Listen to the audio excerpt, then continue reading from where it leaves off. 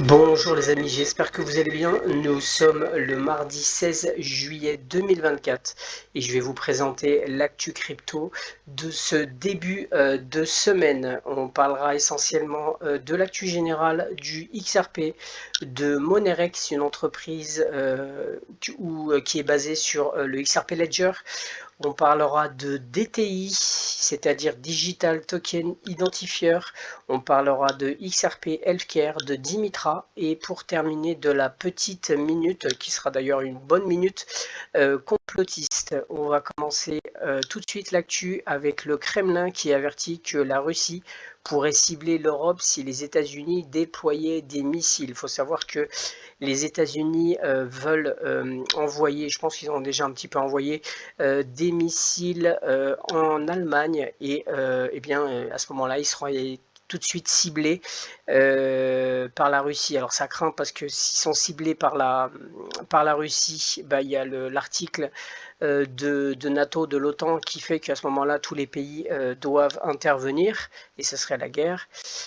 Donc, à voir. En tout cas, c'est pas bon pour les Allemands. On continue toujours les Allemands avec le gouvernement allemand est confronté à une grande crise. Son industrie qui alimentait la croissance de la plus grande économie d'Europe depuis la fin de la Seconde Guerre mondiale est en train de s'effondrer, provoquée par la pandémie et la crise énergétique. C'est pour ça que je vous ai dit, ils ont vendu les BTC. Alors il y a une personne qui m'a mis dans les commentaires que c'était pas c'était des saisies, mais je pense qu'ils ont ils ont dû trouver des subterfuges pour justement trouver des saisies. Pour prendre ces saisies, c'est qu'ils ont besoin d'argent. La preuve, ils les ont vendus. Ils auraient pu les vendre quand attendre un peu et que ça monte pour les vendre. Je pense pas qu'ils les vendent au bottom. Hein. Je pense que c'est qu'ils sont pressés et qu'ils ont besoin d'argent pour éponger tout simplement les dettes. Et je vous rappelle qu'ils ont ils doivent payer une dette, ils ont une dette envers le FMI. On continue et toujours l'Allemagne, en fait, du coup, eh bien, ils ont décidé de changer et ils ont un nouveau ministre de l'économie qui va essayer de combattre tout simplement la dette. Voilà. On continue, on a Tether qui a imprimé 1 milliard de USDT sur le réseau sur Tron Network. Voilà. Ça me fait vraiment penser au dollar, c'est-à-dire que pour moi, c'est pas un stablecoin, ils n'arrêtent pas d'imprimer. Je n'ai vraiment pas confiance en ce stablecoin. Il n'y a aucune garantie, ils impriment, mais il n'y a aucune garantie. Et en fait, ils font exactement la même chose que la monnaie fiat. Donc, je comprends même pas qu'il n'y ait pas encore déjà un DPEG sur Tether. On continue et on a l'Ukraine qui a besoin de 25 systèmes de défense aérienne Patriot et des avions de combat F-16, a dit le président de l'Ukraine. Voilà. Moi, ma question est, mais on envoie de l'argent, tous les Européens et les Américains, etc., envoient de l'argent.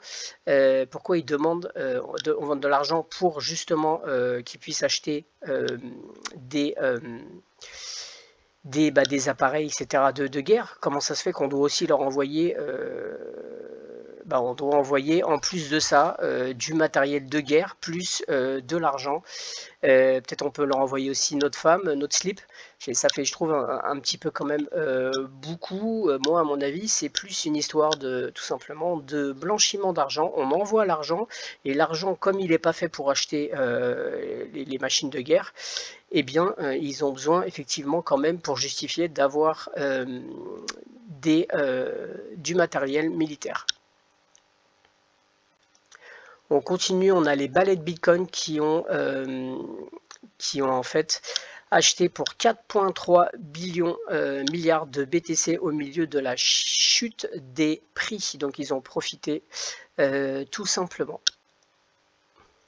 On a Trump qui a confirmé qu'il assistera toujours à la conférence de Nashville Bitcoin. Donc ça, c'est plutôt très bon signe. Faut savoir que maintenant tout le monde le dit que c'est le président qui est pro-crypto et on va changer. Maintenant, je vais plus l'appeler Donald Trump, mais on va l'appeler Donald Pump.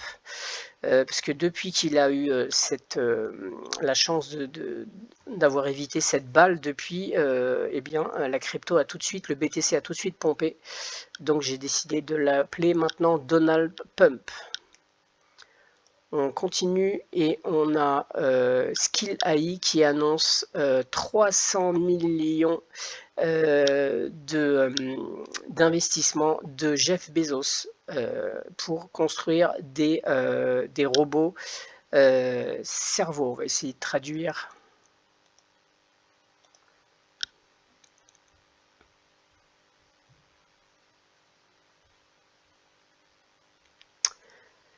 Voilà, la société d'intelligence artificielle Skill AI a récemment émergé de la furtivité pour signaler la clôture réussie d'un cycle de financement de 300 millions de série A avec la participation de Jeff Bezos et SoftBank, entre autres.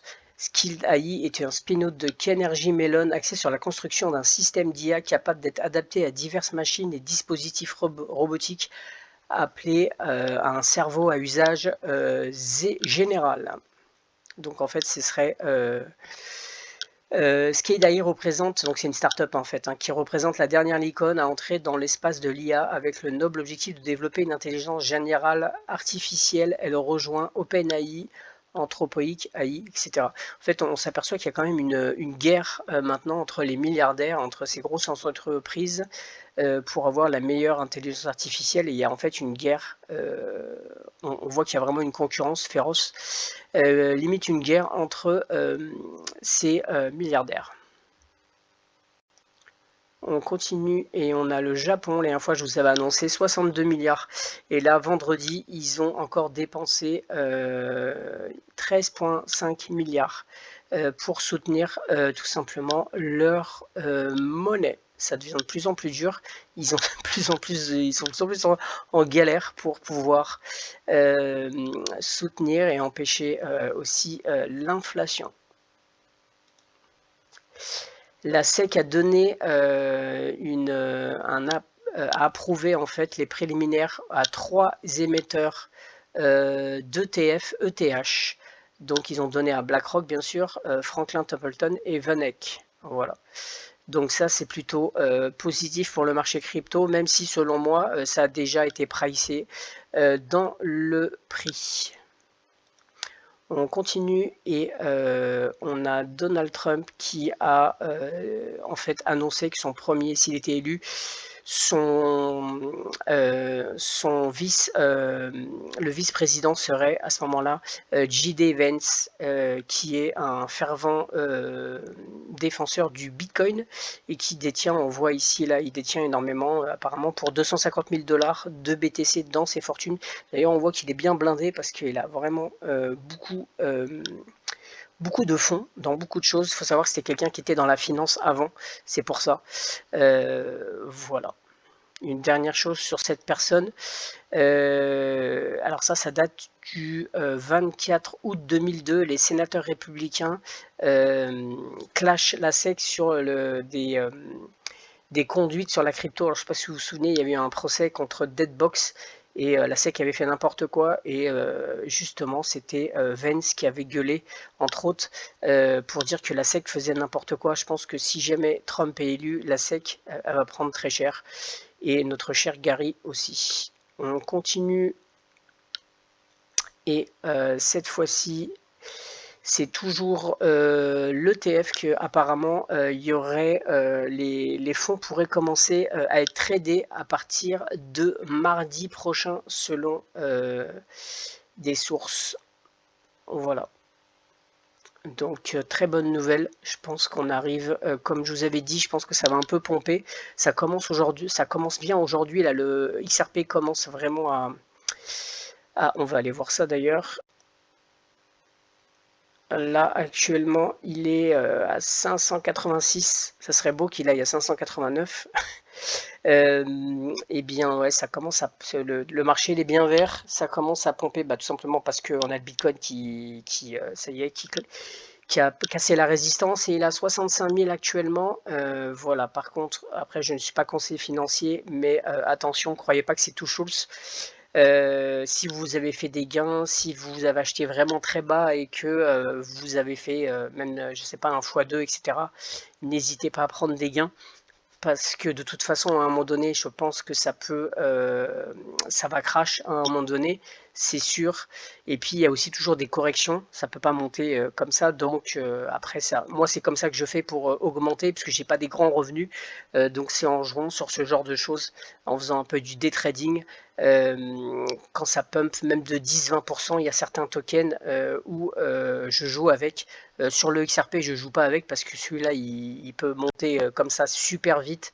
Et après, je me méfie de lui parce qu'il n'est pas comme les autres. Il a des comportements un peu bizarres. Donc voilà. Mais sinon, sur les autres, moi, je m'amuse beaucoup à faire du day trading quand il y a quand même une volatilité. Voilà. On continue et on en est à... Voilà, on en est là. La Russie qui considère permettre aux bourses d'offres de trading crypto pour les investisseurs qualifiés. C'est-à-dire les investisseurs qualifiés pourront tout simplement faire du trading sur les grandes bourses autorisées. Toujours bullish, c'est très bon pour la crypto-monnaie. Voilà, j'ai terminé pour l'actu générale. Maintenant, on va parler d'un token qui s'appelle MXI. Je vous en ai parlé une fois un petit peu sur une actualité. Je vous avais dit... je vous avais parlé de Monerex, et bien en fait MXI c'est le token de Monerex. Alors qu'est-ce que Monerex? En fait c'est tout simplement une entreprise qui va fournir tout simplement des paiements. Alors on va regarder ça. MX sur le XRP Ledger offre un avantage exceptionnel. Le Ledger XRP soutenu par Ripple est célèbre pour ses vitesses de transaction inégalées, ses frais minimes, ses protocoles de sécurité robustes, etc. Mais il y a plus dans le Ledger XRP que de simples transactions rapides. Il offre un écosystème qui est fait sur mesure pour les paiements, avec la capacité de gérer les transactions transfrontalières de manière transparente et efficace. Le Ledger XRP se distingue comme un leader dans ce domaine. C'est pour ça que cette entreprise en fait qui s'occupe des paiements et des rémittances veut à intégrer en fait le Ledger XRP parce que c'est le meilleur pour tout simplement cette fonctionnalité là. Et donc en fait eux ils sont cette entreprise elle est essentiellement alors actuellement c'est au Mexique qu'elle commence à s'implanter, mais il faut savoir qu'elle est quand même implantée dans toute l'Amérique du Sud, bien sûr en ayant des projets d'aller encore plus sur d'autres continents peut-être par la suite, mais actuellement c'est surtout sur le Mexique et l'Amérique du Sud. Donc on va juste aller regarder un petit peu le site et voilà, on voit donc ce qu'est Monerex. Alors pour avoir ce jeton, il faut savoir que c'est on va dire en phase de construction. Actuellement c'est un petit peu comme une prévente, c'est-à-dire que le MXI est déjà là depuis quelques temps, mais le projet il est en développement et là si vous allez sur le site vous voyez MXI Trustline, ça c'est pour ouvrir la Trustline et vous pouvez en fait tout simplement ouvrir une Trustline si vous avez par exemple Xoom ou alors si vous avez Mag ou Sologenic. À ce moment là vous pourrez ouvrir une Trustline et de pouvoir acheter, on voit là, vous pouvez acheter ce MXI sur Sologenic, sur Magnetic, sur Xoom, enfin Xaman et sur OnXRP. Voilà. Alors, il faut savoir qu'il y a il y a tout simplement des récompenses où ils font un Snapchat tous les trimestres sur ce que vous avez. Si vous avez pour un montant de 44$, eh bien vous allez avoir, vous aurez ensuite par la suite un NFT Défi Boost ici on voit, vous aurez un airdrop bien sûr, et comme je vous ai dit, le Snapchat c'est tous les trimestres qu'il est fait. Vous aurez bien sûr droit à avoir ensuite votre carte de débit crypto, voilà. Après vous avez argent, etc., où là ça augmente, vous avez des cashbacks, etc., quand vous utiliserez eh bien, la carte que vous aurez, voilà. Donc ce qui est intéressant de voir, on va regarder, je vous laisserai le white paper, et donc on voit qu'ils sont implantés actuellement au Mexique, et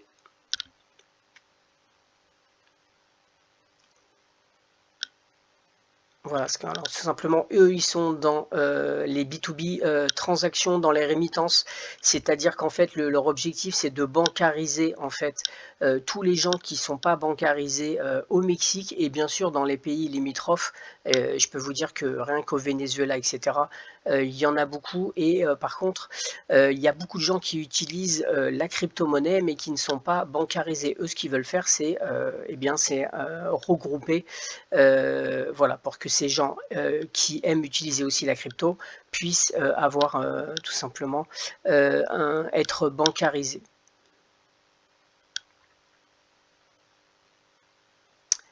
Donc ils expliquent un peu pourquoi ils ont utilisé, ça on sait, pourquoi ils ont utilisé tout simplement le XRP Ledger. Les frais, c'est comme c'est sur le XRP Ledger, donc c'est vraiment que dalle. On a donc on voit, le but c'est de transformer les envois de fonds internationaux avec de la vitesse, de la sécurité, et aussi une transparence. Donc je vous laisserai un petit peu le lien, mais je tenais à vous montrer un petit peu ce projet, parce que je pense qu'ils sont quand même pas mal développés, et surtout en Amérique du Sud, il y a vraiment un gros potentiel, c'est comme l'Afrique, et donc ça peut être intéressant de regarder un petit peu. Il faut savoir qu'ils sont... il y aura aussi des CBDC, je pense, qui vont pouvoir être utilisés avec la carte. Là, ils vous expliquent un petit peu le système, tout simplement. Et ils utilisent aussi l'AI, c'est-à-dire que quand vous allez avoir des fonds, c'est un peu comme si vous connaissez Actio. Vous savez, il y a l'AI qui permet d'avoir des fonctions où vous ne gérez pas votre argent. C'est l'AI qui va générer des bots, en fait, qui vont générer un petit peu pour vous faire des profits. Ça sera la même chose. Monerex, ils vont utiliser aussi l'intelligence artificielle de OpenAI. Voilà. Alors, il y a aussi la tokenomique, etc. Voilà, là, ça, c'est les cartes. On voit les cartes qui vont être utilisées. Bien sûr, la carte que vous aurez, c'est en fonction de ce que vous avez mis. Si c'est une platinum, une silver, une gold. Voilà, maintenant, on va regarder une dernière petite chose. C'est là que c'est intéressant, la roadmap.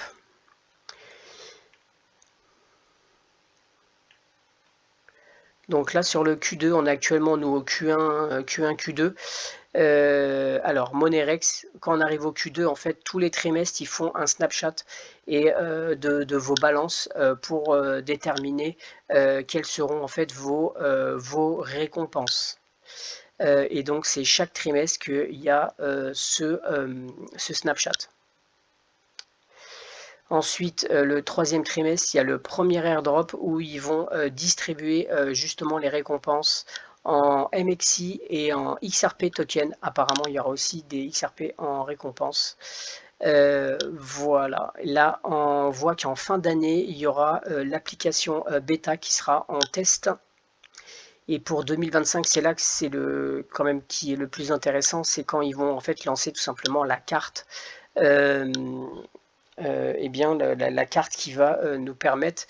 Et alors oui, bien sûr, j'ai oublié de vous dire, il y aura des services de DeFi, c'est-à-dire qu'il y a des services tout simplement d'AMM, il y aura du staking, vous allez avoir des poules de liquidité, un DEX, etc. Il faut savoir que j'ai déjà mis, moi, il y a déjà des pools de liquidité actuellement, même s'il n'y a pas grand-chose dedans.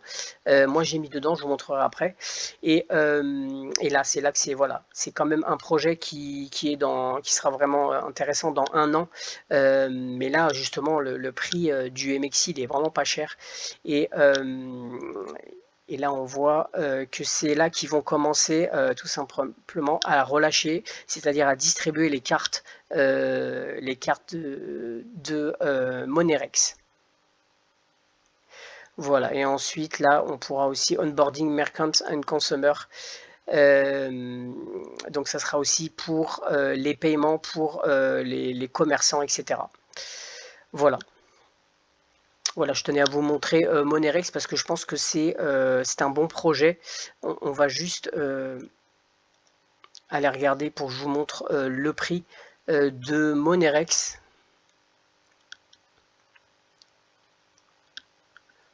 Alors ça charge, voilà.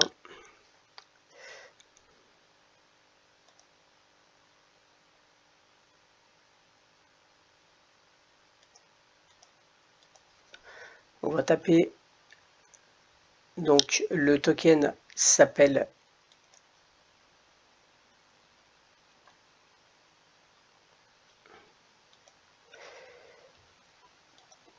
ouais, l'ordi, il fatigue.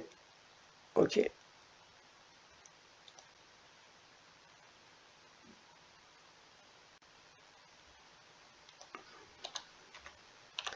Voilà, MXI. Donc il y a vraiment très peu de volume pour l'instant. On va juste essayer de voir le prix. Il a été lancé en avril, je crois. Et on va regarder le prix sur 1 an. Ouais, le 15 avril apparemment. Et donc le prix c'est vraiment, est-ce que c'est marqué? Ouais, ça fait 0,00099 XRP. C'est vraiment que dalle. Donc je pense qu'il y a vraiment des multiples à faire sur MXI. Je pense qu'il y a des opportunités. Si le projet est bon, je pense qu'on peut faire de bons gains dessus par la suite d'ici 1 an. Il y a déjà des fluctuations quand même, hein. Mais je pense que c'est quand le projet sera vraiment lancé, puisque là pour l'instant c'est juste une phase, c'est un projet et qui est en phase de construction. Voilà. J'ai terminé, on va parler maintenant de Dimitra. Et je vous rappelle juste pour les gens qui détiennent du Dimitra que vous pouvez vous inscrire sur le site, sur la plateforme, et vous pouvez staker du Dimitra si ça vous intéresse. C'est assez intéressant. Par contre, pour le retirer, si vous devez, si vraiment vous faites du trading avec le Dimitra, c'est un peu galère. Donc ça c'est à vous de gérer, mais si vous voyez sur le long terme, ou par exemple de prendre une partie de vos Dimitra et de les staker, ça peut être intéressant. Voilà, maintenant on va parler un petit peu du XRP. On a la dominance qui augmente, on voit là, qui augmente depuis, qui est à 8,33%. Et on va donc commencer l'actu sur le XRP. On a Ripple qui supporte le candidat pro XRP, l'avocat John Deaton, avec 1 million de donations pour essayer de virer l'anti-crypto sénateur Warren. Alors c'est très bien. Après, je trouve que ce John Deaton, il ramasse pas mal d'oseille. Et est-ce que, bon, bref, est-ce que tout va bien à voir. En tout cas, parce qu'il a écrit un livre, etc. Il surfe un peu aussi quand même sur la vague, mais en tout cas, il fait quand même des bonnes choses pour essayer de soutenir, on va dire, la communauté en fait du XRP, mais je pense que ça lui permet aussi de gagner un peu d'argent.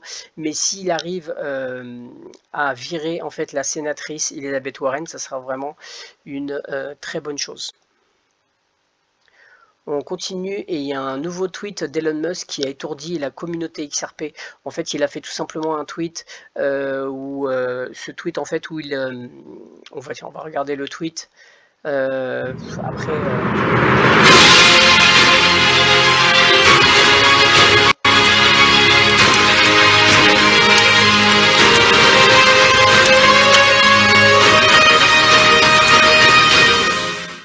Voilà, donc sur le tweet on voit un X. Alors bien sûr, le X peut faire penser au XRP, mais bon, c'est le logo de Twitter. Alors oui, en fouillant, on sait très bien que le X, ça a une signification et que c'est le renouveau, sa destruction et le renouveau d'un nouvel ère. Alors est-ce que c'est pour ça qu'ils vont utiliser le XRP pour les paiements, etc. Il y a des grandes chances, ça peut être Dodge aussi, donc à voir.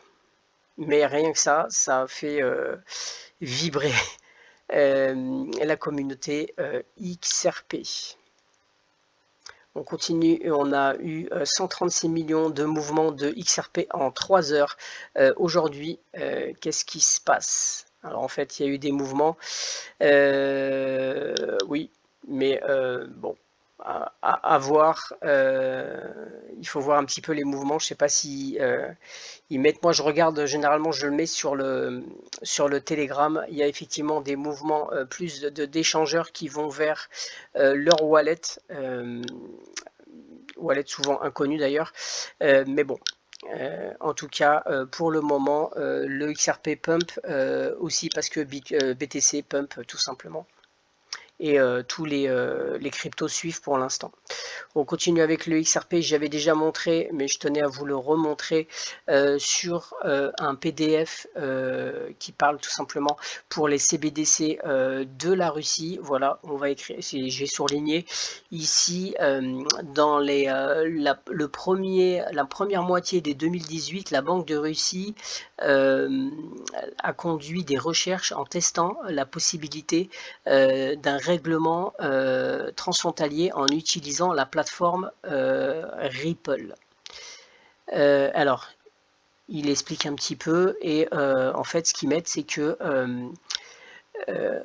basé sur le résultat des recherches, il a été conclu que la plateforme Ripple peut être considérée comme une base pour commencer à travailler sur la création d'un système de règlement transfrontalier fourni par la suivante organisation légale et résolue avec l'utilisation du transfert de XRP. Donc c'est marqué sur le PDF et on va juste aller refouiller un petit peu sur le CBTC Tracker. C'est bien d'y aller une fois tous les mois ou tous les 2 mois. Ça bouge pas trop. On a toujours 2 qui sont annulés, un en Afrique et un en Amérique du Sud, en sachant qu'il n'y a pas eu de nouveaux pays qui ont lancé leur projet CBDC. Par contre, il y a eu énormément de développement, je trouve, de gens qui sont passés de proof of concept à tout simplement pilote. Et on voit là en fait que surtout en Europe, il y a de plus en plus de projets pilotes, donc ça avance quand même vachement vite, je trouve. Je vous rappelle qu'il y a 134 pays qui sont soit en projet pilote, soit en proof of concept, soit en recherche. Donc imaginez, et c'est pas fini. Alors maintenant, on va parler, c'est un petit peu on va dire culture générale dans la blockchain, mais c'est très important de le comprendre. Ça va durer 2-3 minutes. Le Digital Token Identifier, le DTI, est une norme mondiale d'identification de jetons numériques, également connu sous le nom de actif cryptographique dans l'Union européenne. Il a été établi dans le cadre de l'Organisation internationale de normalisation ISO, en particulier sous le ISO 241-65. Actuellement, plus de 1800 jetons sont pris en charge. Alors, qu'est-ce qu'un DTI, un Digital Token Identifier? C'est un code alphanumérique unique de 9 caractères disposés aléatoirement. Un DTI affecté à un jeton numérique. Ce code est intimement liées à un ensemble de données associées au jeton appelé données de référence, logées dans le jeton, DTI registre. Alors, il faut savoir qu'avec les lois MiCA, il y aura obligatoirement, il faudra avoir un DTI, donc XRP par exemple a actuellement déjà ce DTI. Voilà, on va regarder et on va juste regarder une petite vidéo vite fait pour que tout le monde comprenne. Alors, il faut savoir qu'il y a une fondation qui s'appelle le Digital Token Identifier et on va juste regarder ce qu'ils disent. The non-profit division of e-trading software, responsible for issuing and maintaining DTIs, Digital Token Identifiers. DTI is an ISO standard that enables unique identification of digital tokens, facilitating much-needed transparency in the digital asset space. Alors, il faut savoir que si on n'a pas ce DTI, ça va être compliqué pour les cryptos, en tout cas pour certaines cryptos, ce ne sera pas facile parce que il faut obligatoirement il va y avoir des réglementations et il faut absolument qu'ils aient eh bien ce standard en fait pour pouvoir en fait survivre. On va continuer. Why is it so critical to identify digital tokens? Let's look at bond issuance to highlight this. Traditional bond issuance is a well-established process. Trading venues and central securities depositories are well regulated and known to all market participants. A combination of ISINs and MICs is enough for regulators to understand the details of the bond. Donc, ce qu'il faut bien comprendre, c'est que pour tous ces tokens qui vont permettre de faire la passerelle ou qu'il y aura de la tokenisation, s'ils n'ont pas ce DTI, ça ne fonctionnera pas, ils ne pourront pas. Donc, quand vous voyez des tokens qui vous parlent, des entreprises qui vous parlent de tokenisation, il est bien de vérifier s'ils ont un numéro justement de DTI et aussi de ISIN, parce qu'ils auront un numéro de ISIN. ISIN, je pense que vous connaissez, c'est quand vous achetez des actions, vous voyez le numéro, vous pouvez taper le numéro d'ISIN qui correspond à une action. C'est pour tout simplement avoir ce qu'on appelle, c'est une sécurité internationale de nombre d'identifiants. Voilà. Et donc, la crypto aura exactement la même chose. And which venues it is traded and settled on. The inherent risks associated with a bond transaction are easily calculated, facilitating market transparency for participants and regulators alike. Increasingly, bonds are being issued as digital tokens on blockchains. While there are tremendous benefits to this new process, it's important to note that the increased transparency may be deceptive and limited to active participants of the blockchain. In fact, for regulators, transparency has actually diminished, and new risks to trading and settlement have emerged that need to be addressed. The problems start immediately, as a token can be issued on one or multiple blockchains. Currently, the identity of the blockchain might not be. Donc leur objectif, c'est qu'il y ait un numéro d'ISIN, mais que pour un jeton émis, qu'il n'y ait qu'un seul, tout simplement un numéro d'ISIN pour un jeton, et qu'il n'y ait à ce moment-là qu'une blockchain. Known at the time of the issue, so participants and regulators have no way of knowing which blockchain a bond is stored on, let alone the inherent risk of that particular blockchain. Furthermore, the vast majority of blockchains are unregulated, giving rise to additional risks to trading and settlement. Without regulation, there is no supervision, no enforcement, no effective transparency. It's like going back to the financial Wild West of the 80s. DTIF's Digital Token Identifier, DTI, resolves these issues by linking traditional issuance to digital. The ISIN identifies the asset, while DTI can identify the tokenized asset and where it's implemented. Voilà, donc on voit que la DTI fait un peu le shérif et c'est eux qui vont faire le bridge entre, pour la tokenisation entre les actifs réels et ensuite ce qui sera sur la blockchain en actifs numériques. Et on continue. It's the key to unlock all of the benefits of trading on the blockchain. The DTI identifies which blockchain the token is stored on and links the blockchain to the instrument, tracking all transfers and ownership information across blockchains. As a result, the DTI can enable regulators to analyze raw data from any specific DLT financial instrument on the blockchain for the specific risks associated. understand the financial instruments at risk if a blockchain suffers an operational outage or event, and help identify, track, and analyze any price discrepancies where a financial instrument is on multiple blockchains. Using the DTIF Digital Token Identifier will ultimately make trading on blockchains a safer and more transparent world, allowing... Voilà, on continue juste en regardant. C'est comme ça qu'ils vont faire. C'est en fait cet organisme aussi qui s'appelle l'ANA, qui en fait va permettre en fait tout simplement de bridger, comme je vous ai expliqué, le meilleur des deux mondes, c'est-à-dire que il y aura ce token le DTI et il va avoir un numéro de ISIN aussi, norme mondiale pour l'identification unique d'instruments financiers référentiels et dans les organisations à répondre aux exigences réglementaires, à améliorer la transparence, la stabilité et l'efficacité. L'identifiant familier pour les institutions financières, infrastructures en place pour accueillir et traiter les ISIN. Et là, on a le DTI, ce que je vous ai expliqué. Donc là, il y a en fait, il vous explique un petit peu, mais c'est un peu complexe. Ce qu'il faut savoir, on va regarder à la fin. Vous voyez, par exemple, le BTC donc aura un numéro d'ISIN et aura un numéro de DTI qu'on voit ici. Sur le benchmark par exemple, vous pouvez déjà aller voir qu'il y a, quand il y aura du trading, il y a déjà ces numéros Tether, pareil, le XRP pareil, ils ont un numéro, donc c'est important quand vous faites des recherches sur un token qui est par exemple dans la tokenisation ou etc. et bien de bien voir si, si ils ont un numéro de DTI parce que sinon ça va être un peu compliqué. Ils peuvent être considérés comme tout simplement un token frauduleux. Voilà, j'ai terminé. On passe maintenant au XRP Healthcare avec une très bonne nouvelle qui est toujours sur l'entreprise de la santé dans, pareil, sur le XRP Ledger.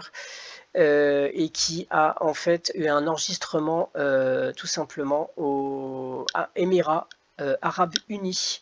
Alors ils avaient déjà en Ouganda et en Grande-Bretagne déjà, ils avaient des réglementations et des licences. Et là maintenant, actuellement, ils l'ont aussi aux Émirats Arabes Unis. Donc ça, c'est une très bonne chose. Je vous rappelle que ce projet, pour moi, c'est un projet un petit peu plus sur le long terme, mais il y a déjà des moyens de faire des gains. Et surtout, il y a un staking super intéressant. Tout simplement sur l'application où vous pouvez gagner jusqu'à je crois 25 selon si c'est 6 mois ou un an que vous prenez, je crois que vous pouvez aller jusqu'à 25% de staking par an. C'est quand même assez intéressant. Ça c'est un token, j'en ai parlé souvent hein, sur le long terme, mais c'est un très beau projet. Il faut comprendre que quand même sur le XRP Ledger, il y a vraiment beaucoup de beaux projets et je pense que voilà, c'est en fait le choix des projets, c'est vraiment avec rigueur qu'ils font des choix. Ils sélectionnent pas n'importe quoi. Quand vous voyez les projets sur Solana ou etc. Franchement, ouais, il y a beaucoup de memcoins, mais c'est des projets. Il n'y a pas d'utilité en fait. Quand même, vous regardez sur le XRP Ledger, il y a vachement d'utilité. C'est des beaux projets. Et c'est pour ça que je fouille beaucoup sur le XRP Ledger parce que c'est quand même fiable. On va presque terminer. Juste vous parler de le CIFI. Alors, qu'est-ce que le CIFI? C'est tout simplement une institution financière d'importance systémique. On appelle ça le CIFI. Alors, ça peut être une banque, une assurance ou une institution financière dont l'échec pourrait déclencher une crise financière. Ils sont communément appelés trop grands pour échouer, ce qu'on dit too big to fail. Et pourquoi je vous parle de ça? Eh bien, même si on dit que l'économie et les banques vont tomber, etc., il faut bien comprendre, là on a le listing, ces banques-là, elles ne vont pas tomber. Que ce soit JP Morgan, vous voyez, Bank of America, Citigroup, HSBC, elles ne vont pas tomber, croyez-moi. Il y a des banques qui vont tomber, effectivement, mais celles-là, alors en France, on voit qu'il y a la BNP Paribas, et je crois que j'ai vu aussi Agricole. Je crois que j'avais vu Agricole. En tout cas, la BNP Paribas, elle est protégée aussi, et en fait celles-là elles vont pas tomber. Par contre, ce qu'elles vont faire, celles-là, elles vont racheter toutes les banques petites ou moyennes qui vont tomber dans les années à venir. Voilà, mais c'est important de savoir que eux ont. Et alors une chose assez étonnante, BlackRock a aussi ce label de SIFI. Je ne sais pas pourquoi. Si quelqu'un sait en commentaire pourquoi BlackRock, qui n'est pas une banque, a aussi. Alors je pense que c'est évidemment vu qu'ils gèrent le PIB ce qu'ils gagnent, c'est le PIB de plusieurs pays en même temps. Évidemment, si il tombe, c'est sûr qu'il y a un risque systémique. Donc je pense que c'est pour ça.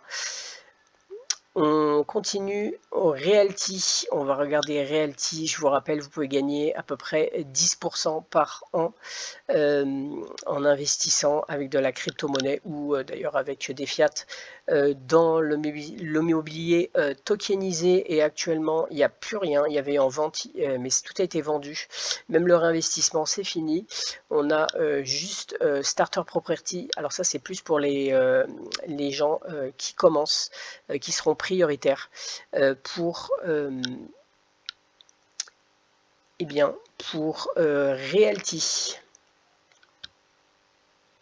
Voilà, je voulais juste vous parler pour terminer d'une action qui s'appelle Galaxy Digital. Je ne vais pas en parler, juste vous demander si vous voulez faire vos propres recherches tout simplement sur ce fonds d'investissement, sur les actifs numériques, parce que je pense qu'il y a une opportunité dessus. C'est à vous de faire vos propres recherches sur cette entreprise Galaxy Digital Holding, avec actuellement un prix de 18,7 euros actuellement. Et je vous laisse regarder les charts, etc. À vous de voir. Pour l'instant, moi je pense que c'est hyper sous-évalué avant le bull run, et je pense qu'il y a des affaires à faire. Voilà, on va terminer et on va passer à la minute. Là, ça va être une bonne 5 minutes de la minute complotiste, et on va commencer. Alors, comme vous savez, celui qui l'assassin, enfin celui qui a failli tuer Donald Trump s'appelle Matthew Thomas Crooks. Voilà. Et j'ai fait quelques recherches. C'est quand même bizarre, parce que souvent, à chaque fois qu'il y a un terroriste qui tue, généralement déjà il se fait buter. Les snipers auraient pu tirer à la jambe, et en fait, comme par hasard, ils l'ont buté. Ensuite, on fait un peu des recherches. À chaque fois, très souvent, ils ont des noms, et il y a des homonymes de gens qui sont morts l'année d'avant. Là, on voit qu'il y a Matthew Thomas Crooks qui lui est mort, par contre, lui en 2003. Mais ce qui est bizarre, c'est qu'il y a les deux prénoms pareils. C'est quand même, je trouve, un peu étrange. Il y a le nom, ok. Quand c'est un prénom, je trouve ça va, ça peut être un homonyme, mais quand il y a deux prénoms, je trouve ça un petit peu étrange. Voilà pourquoi je vous ai mis ça.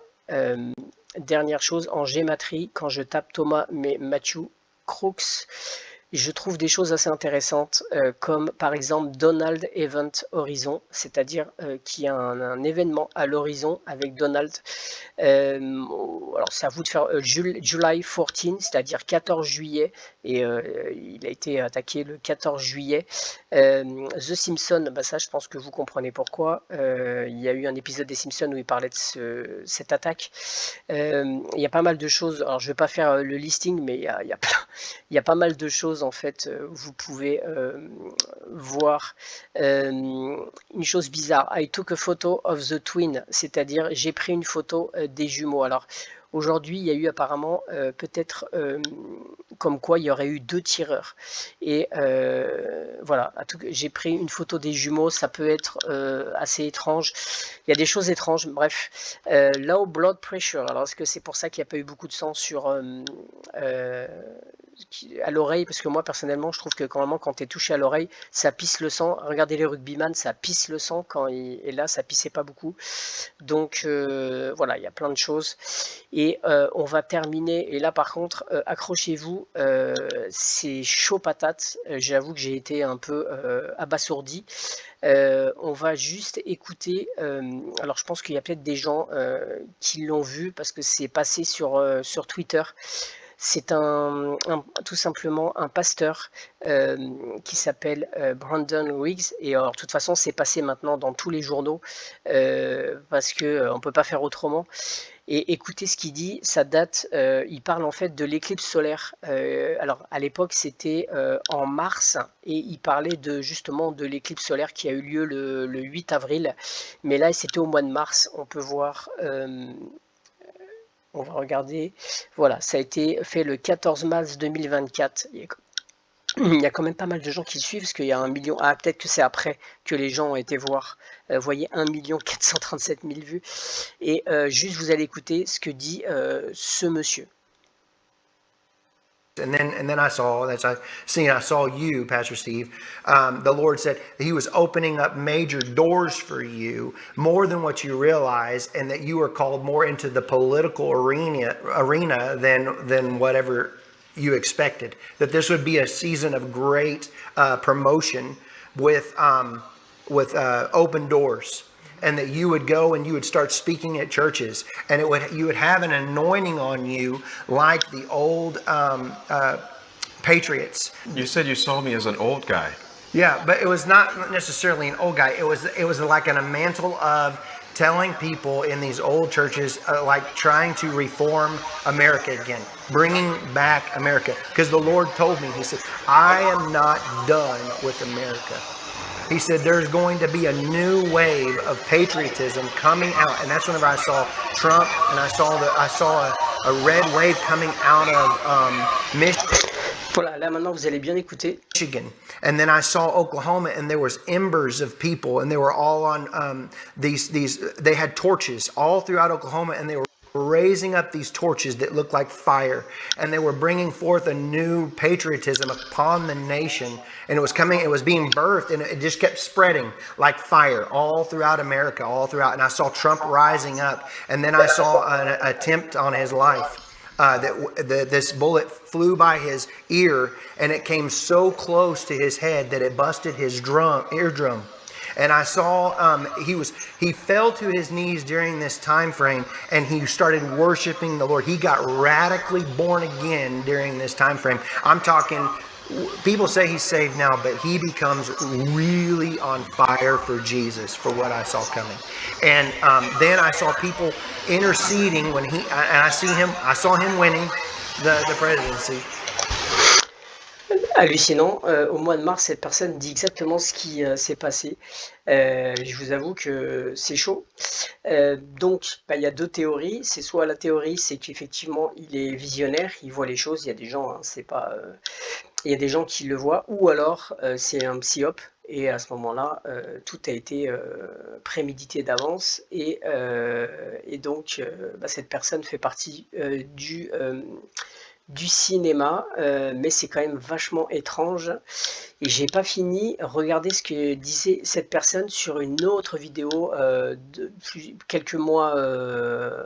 Ça c'était il y a 3-4 mois, et il y a 2 mois à peu près. Regardez ce qu'il disait. Et là, je pense que vous allez sortir le champagne. On va juste écouter.